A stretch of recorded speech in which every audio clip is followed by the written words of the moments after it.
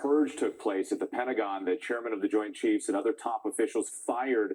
How big of a shakeup is this for military leadership?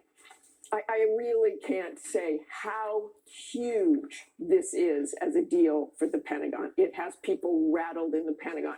The Pentagon, the military, is supposed to be the least political organization in this city. And to have those men and women just fired, summarily fired, and DEI as the likely cause of that has really rattled people. CQ Brown was serving a 4-year term. This has really never happened before, that a new president comes in and fires his senior military advisor. But we also know that President Trump hadn't even spoken to CQ Brown since becoming president. He saw him at the Army-Navy game, but not in any official capacity had he spoken to CQ Brown about anything. Again, his senior military advisor. And Trump suggesting this is just the beginning. All right, Martha Raddatz, as always, we appreciate it. Thank you. Tune into This Week later on this morning. Martha talks with Senate Democrat Jack Reed and House Republican Mike Lawler about the Trump administration's push on Ukraine and the unprecedented cuts to the federal workforce. Gio? Okay, Whit, now to the breaking news overnight and the urgent investigation. 1 officer killed and 5 people wounded in a hostage situation and shootout at a Pennsylvania hospital. ABC's Christian Cordero joins us now from York County. Good morning, Christian. Good morning, Gio. We're told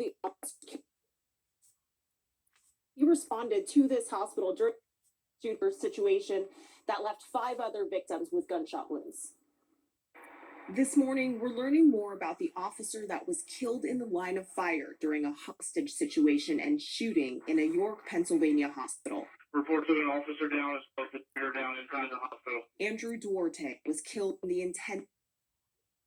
Tells ABC News he turned 30 last week and was the best person she knew. He is to be commended for a life of service, albeit cut way too short. Authorities say around 10:35 a.m. Saturday, the gunman, identified as Diogenes Archangel Ortiz, stormed into the intensive care unit at UPMC Hospital carrying a handgun and zip ties. That's where, according to officials, the suspect held several hospital staff members hostage. This did appear to be targeted at the ICU.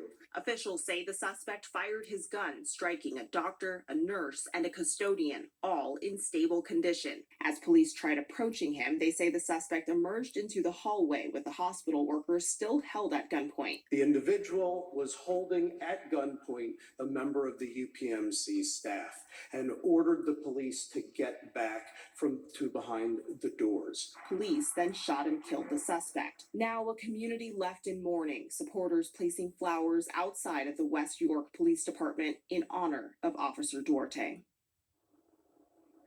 You heard officials say they believe the suspect targeted the ICU. Investigators are now trying to figure out why. But Rachel, they have said the suspect made some kind of contact with the ICU earlier in the week.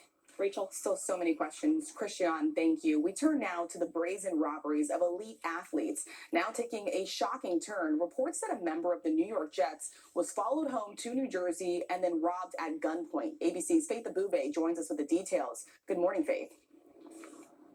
Good morning to you, Rachel. Police say they received several 911 calls shortly after the robbery. The victims did not report any injuries. However, the initial investigation so far has shown that the Jets player and the person he was with were specifically targeted. This morning, a new probe in the alarming string of robberies targeting high-profile athletes across the country. The latest victim, according to ESPN, a player for the New York Jets, reportedly robbed at gunpoint near his home in New Jersey.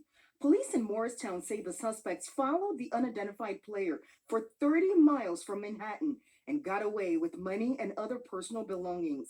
Investigators believe it was an isolated incident, but it comes on the heels of a nationwide crime spree targeting high-profile athletes. Just this Friday, suspect Taekwon DeAndre Anderson arrested.